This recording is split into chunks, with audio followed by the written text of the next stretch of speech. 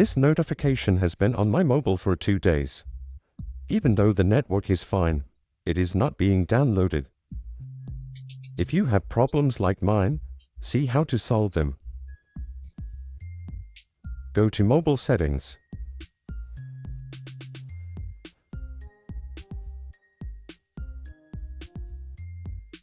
Then click on Apps.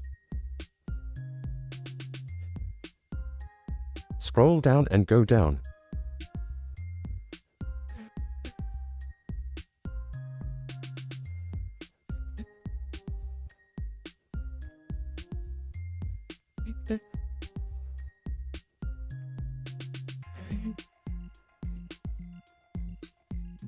Then click on Space Service by Google.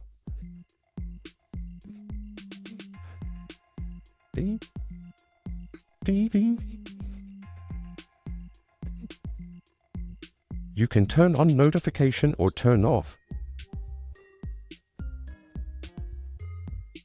If you want to turn it off, click on Stop Force.